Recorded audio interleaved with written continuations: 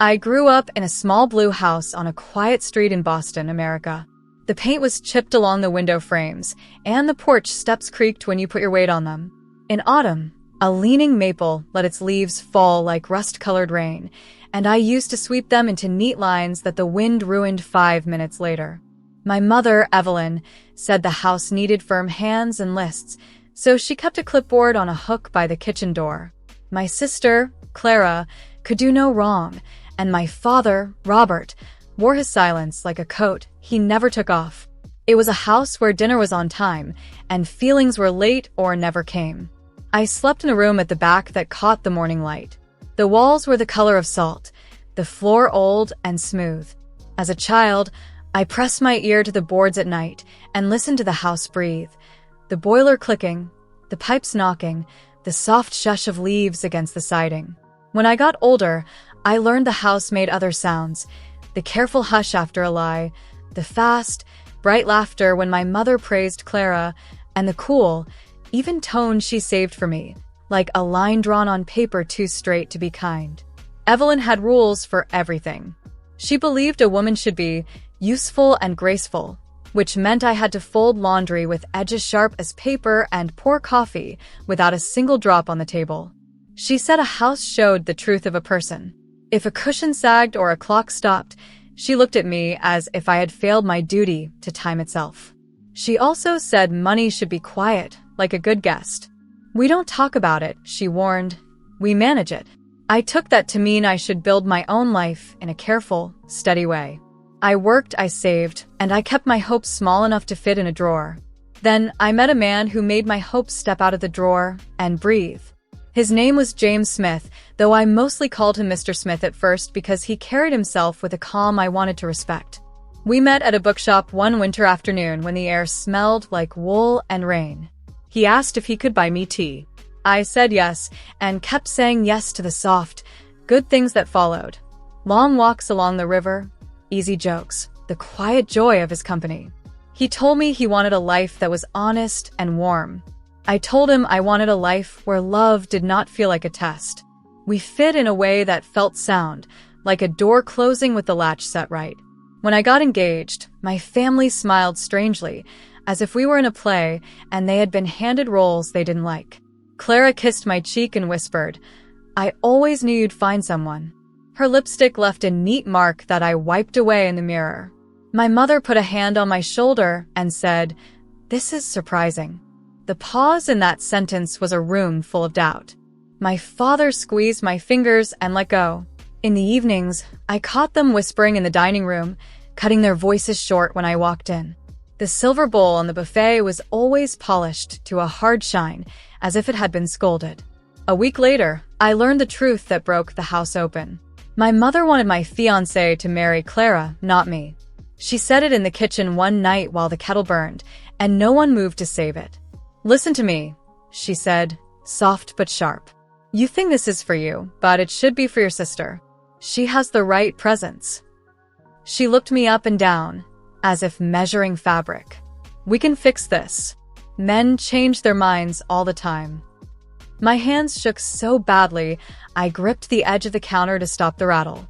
I didn't know how far she would go until I checked my account the next morning. The number looked wrong, like a word spelled almost right, but not quite. I called the bank and listened as a polite voice explained the transfer. $131,000 gone. The woman on the line recited dates and approvals in a tone that made it sound normal. It was not normal. It was theft. It was my mother. I saw her signature in my mind, clear as ink drying on a page. I walked home and found her at the dining table, the silver bowl throwing little moons of light on the ceiling. "You took my money," I said, my voice low and flat. She didn't flinch. "For family needs," she replied. "You'll understand when you're older," I told her. I was old enough now. She set her napkin down with care, as if that mattered more than my heart cracking in my chest. "You won't get married," she told me. "Your sister will." The sentence lay over my life like a heavy sheet. I went upstairs and closed my door. I held the printed statement in both hands until the paper went soft. I thought about every hour I had worked, every small thing I had given up to save. I thought about how love had made me bold and how fear could make me small again. Then I felt something steady rise in me, something that did not ask for permission. If they could take money, they could take more. If they could name my future for me, they would, and they already had tried. I sat on the floor by the bed, let the light move across the wall, and made a list that was not for the house but for myself. Tell the truth. Keep the ring. Call James. Do not beg. Do not bend. I pressed my palm against the floor and felt the boards hold me up. The house could breathe and sigh and judge. It could not decide who I would be. I would. I stood, wiped my face with the heel of my hand, and chose my next breath like it was the first one I owned. Clara's wedding day came fast, like a train that skips your stop. The church stood bright against a clean blue sky in Boston, America. Its white steps swept so often they looked new. Bells rang and made the air shake. I wore a plain blue dress with a careful hem I stitched myself the night before. It fit me like a promise. Simple, true mine. I took a seat near the back, where I could see without being seen. From there, I watched bouquets pass like clouds, roses tight as fists, ribbons tied in perfect loops. Everything was tidy and shining, the way my mother liked it. My mother, Evelyn, floated down the aisle before the ceremony, giving orders with a smile that felt like a small knife. She did not meet my eyes. My father, Robert, stood near the front and checked his watch, a habit that made time feel like a scold. My Aunt Diana leaned toward Grace and whispered that I had lost my chance, and they both pressed their lips in the shape of pity. I let their words move past me like cold air. I thought in my own list, tell the truth, keep the ring, call James, and I held on to it the way a swimmer holds the side of the pool when the water rises. Clara arrived wrapped in silk, the dress cut to make the room look at her and not look away. She smelled like sweet powder and new money. Later, I would hear that the gown had come from a London designer and cost $12,000, which seemed like a price for a car, not a dress, but the number fit the day. Bold, bright, a little loud. Clara paused at my row.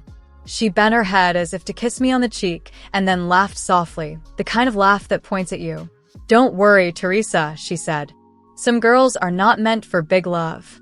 She lifted her bouquet like a flag and kept walking. I felt heat rise to my face and then pass, like a wave that breaks and slides away. I reminded myself that I had asked my real fiancé to meet me after the ceremony. James Smith, Mr. Smith in my mind then, though he would soon be James to everyone who mattered, had kept his life quiet on purpose.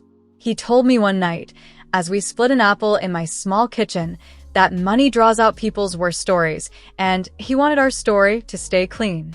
I understood. I had seen how my family changed shape when they thought of dollars and what they could do with them.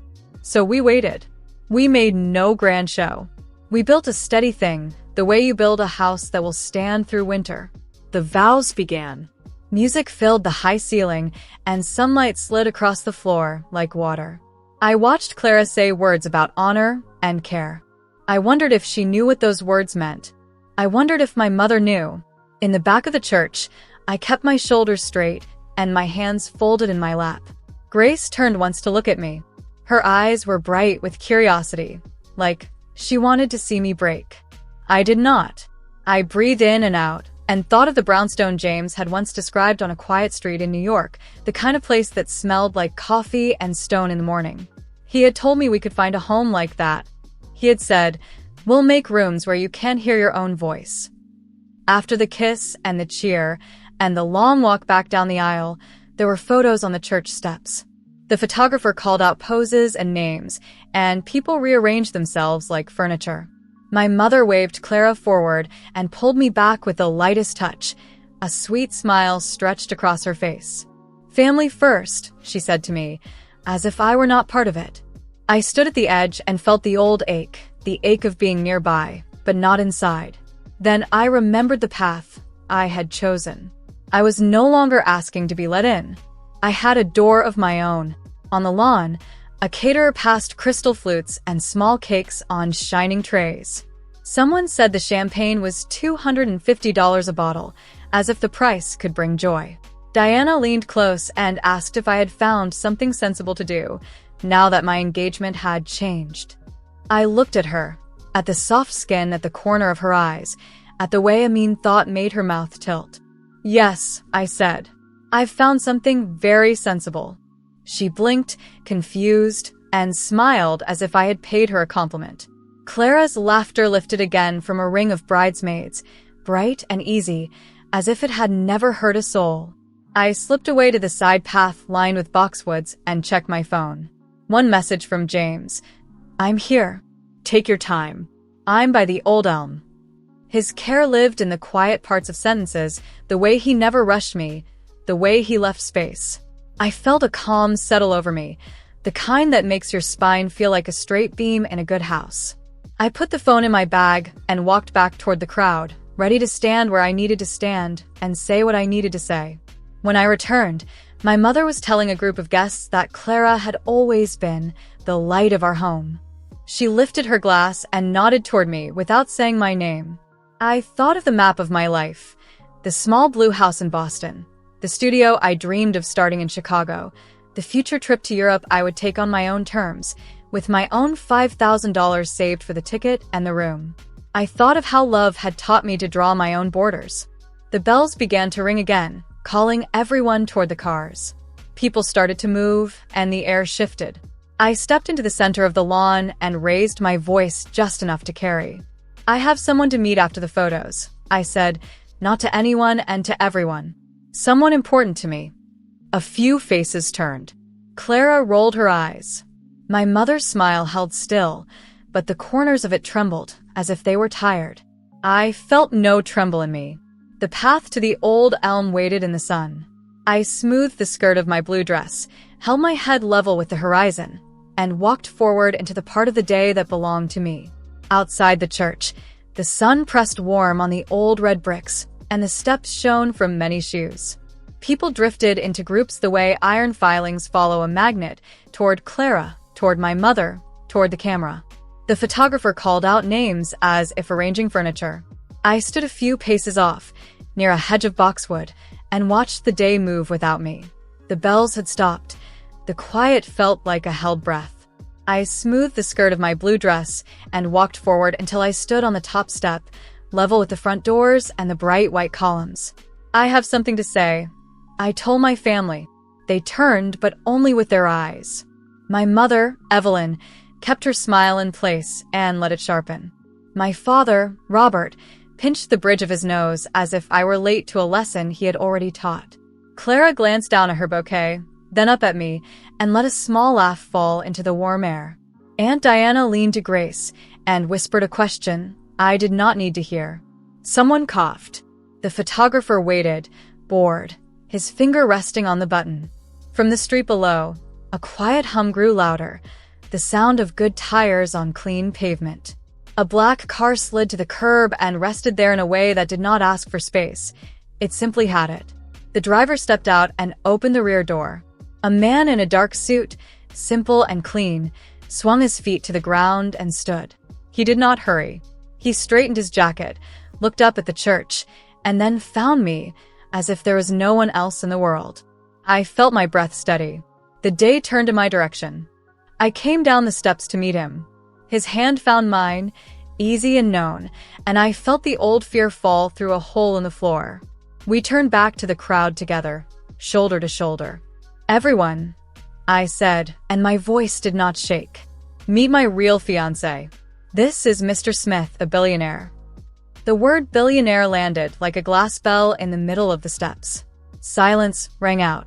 My mother's mouth opened a little, like a door that had not been used in years. Clara gripped her bouquet too hard, and the stems snapped with a soft, wet sound. My father's face held steady, but his eyes flicked left and right, counting exits. Aunt Diana made a small O with her lips. Grace set her hand to her throat as if she had swallowed a stone. James moved with a calm that made space for other people's shock. He introduced himself to each person the way a good host would, steady and warm. He shook my father's hand and held it a second longer than needed, the kind of hold that says, "I see you." He nodded to my mother. "Mrs. Carter," he said, and she gave him the smile she once saved for bankers. He touched the edge of Clara's bouquet, as if to rescue it from her grip, then let it be. When he reached Diana and Grace, he thanked them for looking after the family festivities. He said the word family so gently it felt like a reminder, not a claim. "I asked Teresa to keep me private," he told them, and his voice was soft enough to pull people closer. "I didn't want money to twist love." He turned to me, and the bright day felt like a room with a door I could close behind us.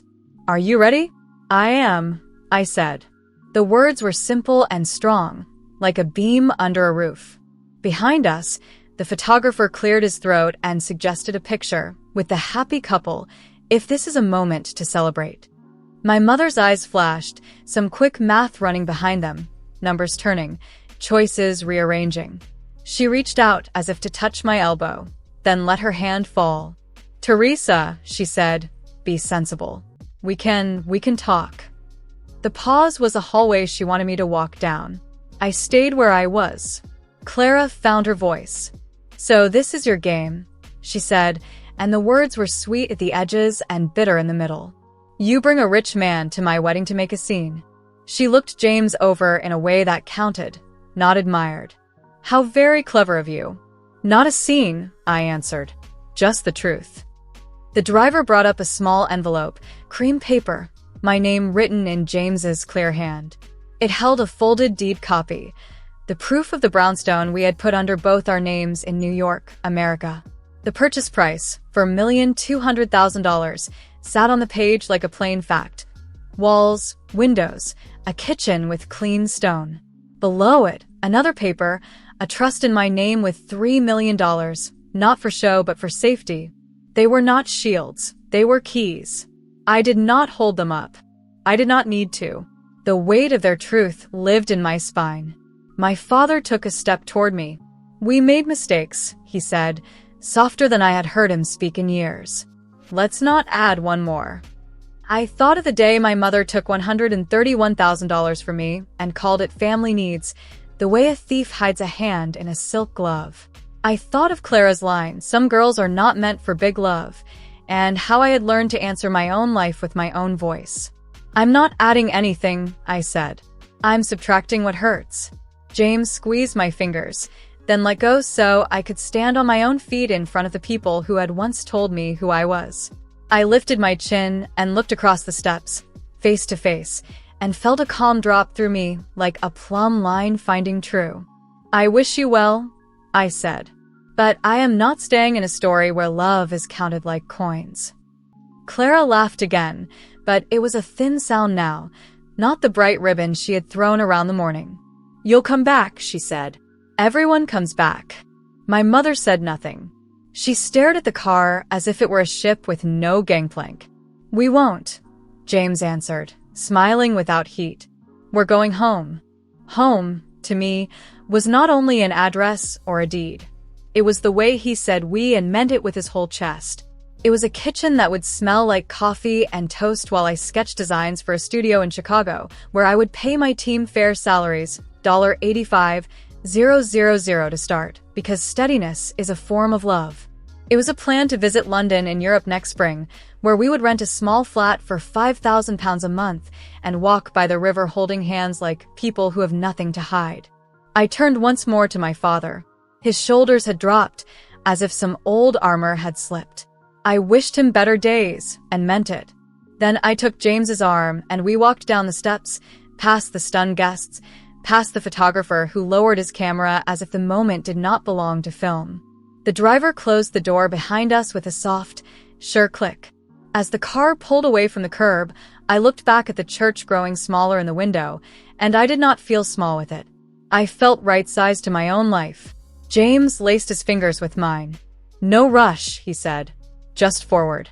"Forward," I said, and the word fit in my mouth like a new key turning.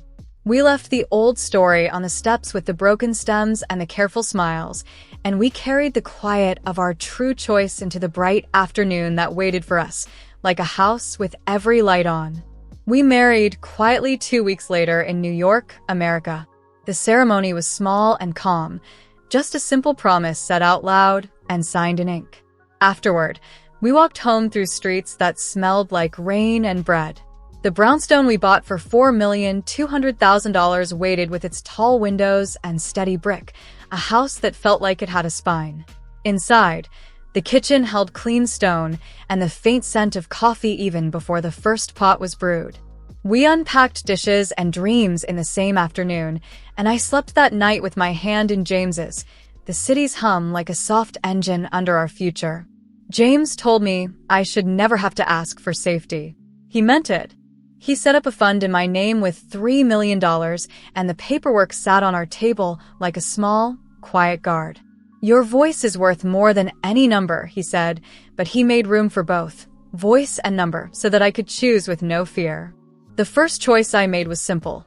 I would not shrink my hopes. I wanted a life I could walk through with my head level and my feet warm. I wanted work that felt like my own hands making a door that opens. I registered a small design studio in Chicago and signed a lease for a sunny corner floor. I hired a first team and paid them $85,000 a year because I remember how thin it feels when pay is lower than your worth. We built a space with long tables, soft chairs, and a pinboard where ideas could live before they were ready. On our first big project, a baker asked us to turn an old store into a place that smelled like welcome. I sketched at the window while snow made the city bright. When the baker opened the door to a line down the block, I cried on the sidewalk and laughed at myself for crying. At night, I flew back to New York and walked the river with James. We learned the city's quiet routes, the ones that sneaked past noise and found light. In the mornings, he made eggs while I wrote notes for my team. We kept a small notebook by the kettle for things we wanted to remember. Buy flowers on Thursdays, call the roofer, read that book about bridges. We saved for joy, too. In spring, I sent my best friend Lena to Europe for a 3-month research stay and rented her a London flat for £5,000 a month. The key arrived in a small envelope, and I wrote her a note that said, "Use the time like a field." My family kept calling. My mother sent long messages that folded back on themselves, apologies wrapped in reasons, reasons wrapped in small requests. Clara mailed a photo of herself in her wedding dress with a line that read, "Sorry if I hurt you." My father said he missed the sound of me at the kitchen sink. I let the phone ring. I let letters gather in a drawer. I wished them a life with soft days, but I did not walk back into the house that had once held my name like a mistake. People say silence is cold, but mine felt warm, like a coat that finally fit. Work grew. The studio took on a library on the south side and a community center that needed bright halls and good doors. I kept my rules simple.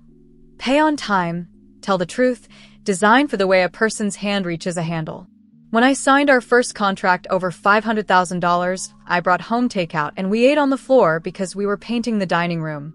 James told me the color would catch the morning light like butter. I told him I was not afraid of large numbers anymore. They were just tools like a good ladder or a level that finds true. There were soft days, too. We took a long weekend in Boston, America, and walked past my old street when the leaves turned. I did not pause at the small blue house. I did not need to. We kept moving and bought coffee that tasted like smoke and sugar, and we held hands without thinking about it. One evening in New York, the city lights made a net across the window, and James poured tea. "Do you ever doubt your choice?" he asked. I looked at our table, at the plant we kept forgetting to water, at the pair of boots by the door that did not hurt my feet. "No," I said. "I chose love that did not steal from me." We gave when we could.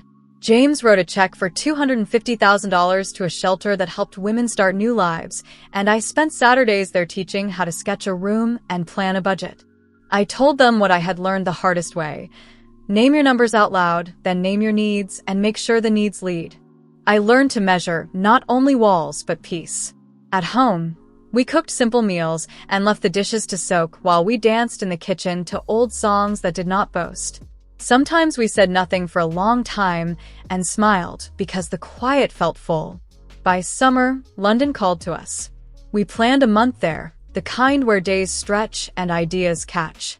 We booked a small flat facing a square for £5,000 and made a list of bridges to cross on foot.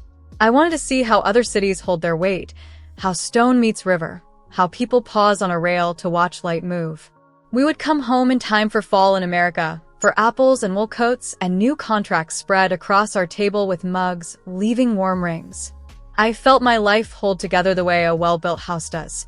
Not loud, not proud, just sure. I am the one telling this. I am the one living this. When I lock our door at night, the click is mine. When I wake, the light that slides across the floor finds me in my own shape. There are dollars and pounds and deeds and plans, but the richest part is this. My voice fits my life, and my life answers back. I chose a home that does not keep score. I chose a love that gives room to breathe. And every day I choose forward.